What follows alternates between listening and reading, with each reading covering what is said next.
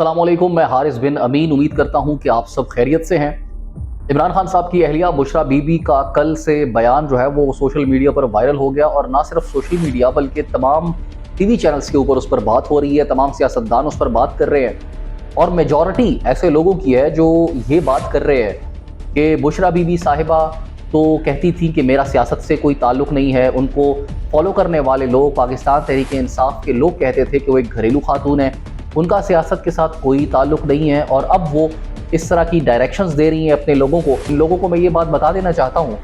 कि बुशरा बीबी ने जो बयान दिया उस पर पाकिस्तान तहरीक इंसाफ की मुख्तलिफ लीडरशिप से, जिसमें बैरिस्टर सैफ भी शामिल हैं जो कि स्पोक्स पर्सन है खैबर पख्तूनख्वा हुकूमत के, उनकी जानिब से एक वजाहत आ चुकी है, और उन्होंने कहा है कि ये पार्टी पॉलिसी नहीं है। पार्टी पॉलिसी अगर दी जाएगी तो वो चेयरमैन की जानिब से दी जा सकती है, बाकी दीगर ओहदेदारों की जानिब से दी जा सकती है।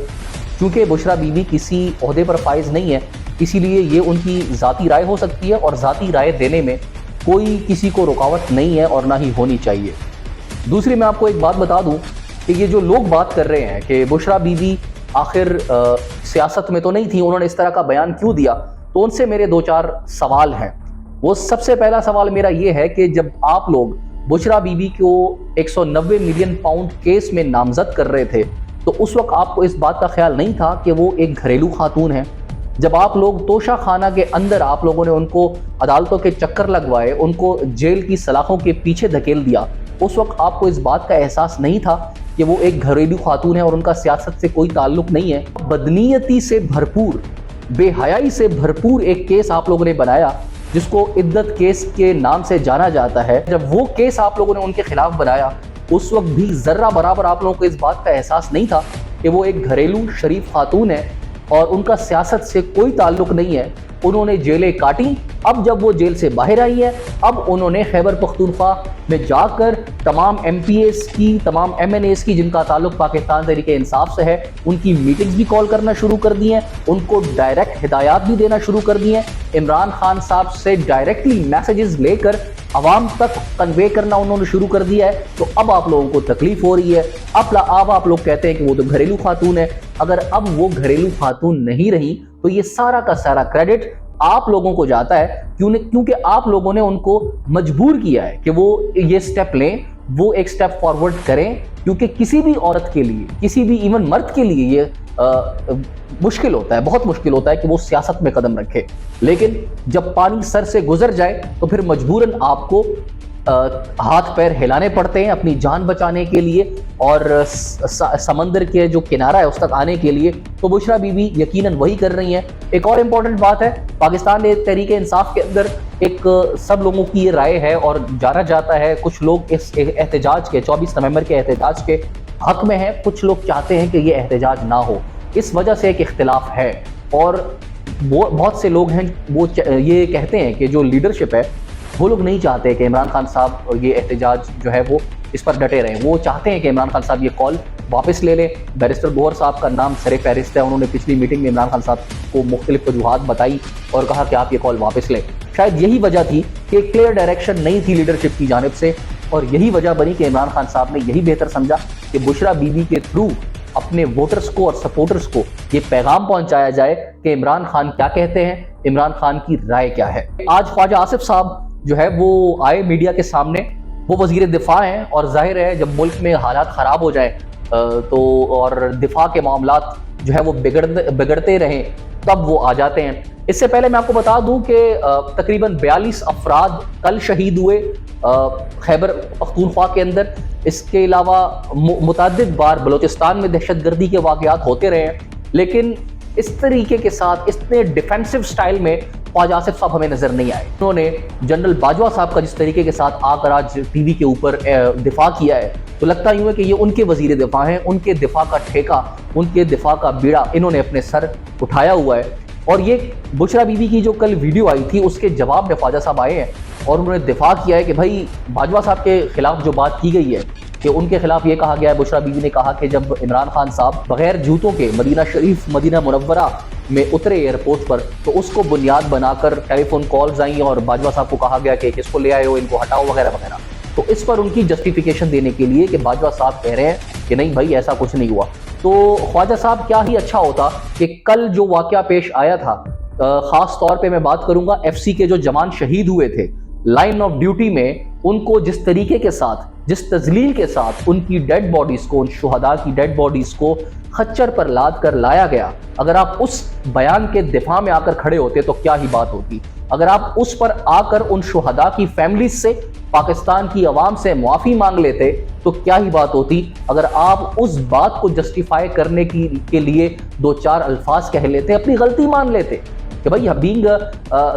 ڈیفنس منسٹر میں معذرت کرتا ہوں، یہ نہیں ہونا چاہیے تھا جو ہوا ہے۔ میں آپ کو بتاؤں شہید کی جو حرمت ہوتی ہے وہ کیا ہوتی ہے۔ کیپٹن کرنل شیر خان شہید نشان حیدر جب ان کی شہادت ہوئی تو ہمارا دشمن ملک ہے بھارت، انہوں نے کتنے پروٹوکول کے ساتھ، کتنی عزت کے ساتھ، کتنے آنر کے ساتھ اس شہید کو ہمارے حوالے کیا، کیونکہ ان کو پتا تھا کہ بہادر کی قدر کس طریقے کے ساتھ کرنی چاہیے، ایک دلیر کی قدر کیا ہوتی ہے، انہوں نے ان کی دلیری دیکھی تھی۔ ہماری جو بھی فوجی ہیں، ہمارے جو بھی پولیس کے اہلکار ہیں، ایف سی کے اہلکار ہیں، رینجرز کے اہلکار ہیں، یہ سب ہم میں سے ہیں اور یہ سب ہمارے آنکھوں کا تارا ہے، ہمارے ماتھے کا جھومر ہے۔ یہ لوگ صرف جب بارڈر پر کھڑے ہوتے ہیں، یہ لوگ جب دشمن کا مقابلہ کر رہے ہوتے ہیں تو ان کے دل میں اپنے، ہم کہتے ہیں نا کہ جان ہتھیلی پر رکھ کر کھڑے ہیں، تو یہ جان ہتھیلی پر رکھ کر جب کھڑے ہوتے ہیں تو ان کی ایک ہی موٹیویشن ہوتی ہے، ایک کہ اگر میری جان چلی گئی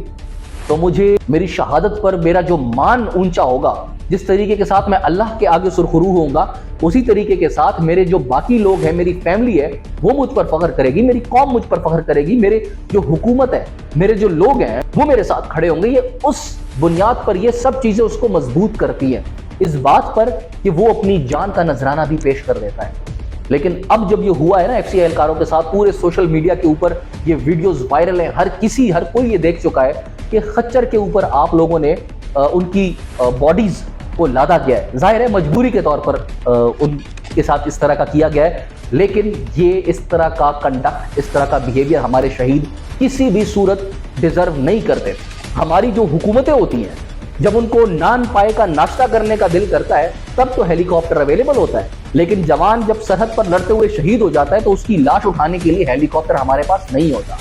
جب ہم اپنی سرجریز کرانے کے لیے ایک شہر سے دوسرے شہر یا ہمیں کسی اور ملک جانا ہوتا ہے تب بھی ہم اپنے اداروں کے جہاز استعمال کرتے ہیں اور ان کا استعمال کر کے ہی ہم لوگ وہاں پر پہنچتے ہیں، نہ کہ کمرشل فلائٹس کا۔ لیکن جب ہمارے جوانوں کو، ہمارے شہیدوں کو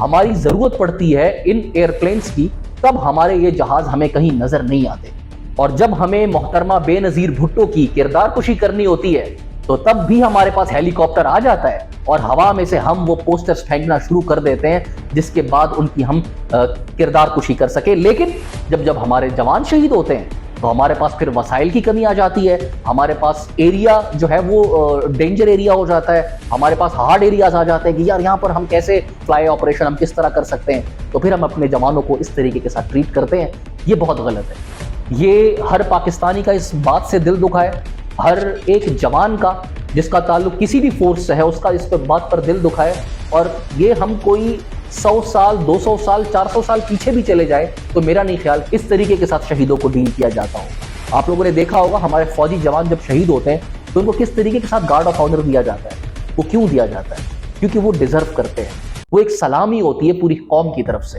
کہ آپ لوگوں نے ہمارے لیے، ہماری سرزمین کی خاطر آپ نے اپنی جان کی قربانی دی ہے، تو ہم سے اتنا ہی ہو سکتا ہے آپ کے لیے کہ ہم آپ کو عزت وقار کے ساتھ اللہ تعالیٰ کے سپرد کر دیں، زمین کے سپرد کر دیں۔ لیکن ان کے ساتھ جو ہوا ہے یہ شرم کا مقام ہے۔ بحیثیت قوم میں اس بات پر افسردہ تو ہوں لیکن شرمندہ بہت زیادہ ہوں۔ فیصل چودھری صاحب کا حالیہ بیان آیا ہے کہ عمران خان صاحب ڈٹ کر کھڑے ہیں، 24 نومبر کو ان کی کال جو ہے اس سے وہ پیچھے ہٹنے والے نہیں ہیں، اور یہ ایک مطلب کنسسٹنٹلی دوسرے دن بھی اسی طریقے کا پیغام عمران خان صاحب کی طرف سے آیا ہے، اور انہوں نے کہا ہے کہ وہ کسی طریقے کی ڈیل نہیں کریں گے، وہ ملک سے باہر نہیں جائیں گے۔ اور دوسرا ہم نے دیکھا کہ اسلام آباد پولیس کا ہم نے مارچ دیکھا، فلیگ مارچ، وہ لوگ نعرہ تکبیر اور پاکستان زندہ باد کے نعرے لگا رہے تھے۔ وہ ویڈیوز میں نے دیکھی۔ ہم اپنے جوانوں کی رسپیکٹ کرتے ہیں، جس طرح میں نے ابھی بھی بولا، وہ ہماری جان و مال کے محافظ ہوتے ہیں اور اپنے محافظوں کی قدر کرنی چاہیے، عزت کرنی چاہیے۔ لیکن جس کام پر ان کو لگا دیا گیا ہے وہ بالکل بھی جسٹیفائیبل نہیں ہے، کہ آپ ایک ایسا مارچ کر رہے ہیں جیسے خدا نخواستہ کوئی جنگ چھڑنے جا رہی ہے، آپ ایک ایسا امپریشن کریٹ کر رہے ہیں لوگوں کے ذہنوں میں کہ اس سے تاثر دیا جا سکے کہ ایک سیاسی جماعت نہیں بلکہ ایک دہشت گرد جماعت آ رہی ہے اور ان کا مقابلہ کرنے کے لیے ہم لوگ کھڑے ہیں۔ حالانکہ وہ لوگ اپنا حق مانگنے آ رہے ہیں، وہ لوگ اپنا مینڈیٹ مانگنے آ رہے ہیں، وہ لوگ رول آف لا کی بات کرنے آ رہے ہیں، وہ لوگ غیر قانونی طور پر جو قانون سازیاں ہوئی ہیں یا اس کے خلاف آ رہے ہیں۔ ان کے ہاتھوں میں کوئی گرنیٹ تو نہیں ہے، ان کے ہاتھوں میں کوئی ہتھوڑے تو نہیں ہے کہ وہ آپ کے سروں پہ ماریں گے کہ آپ اس طرح کے فلیگ مارچ کر رہے ہیں۔ بہرحال اسلام آباد کے اندر کنٹینرز بڑی تعداد میں لائے جا چکے ہیں، کچھ جگہوں کو سیل کر بھی دیا گیا ہے اور کچھ پر عملاً کل سے کام شروع ہو جائے گا۔ پاکستان تحریک انصاف جس جذبے کے ساتھ نکلے گی تو مشکل ہی ہوگا کہ یہ اس کو کنٹرول کر پائیں۔ بہت شکریہ۔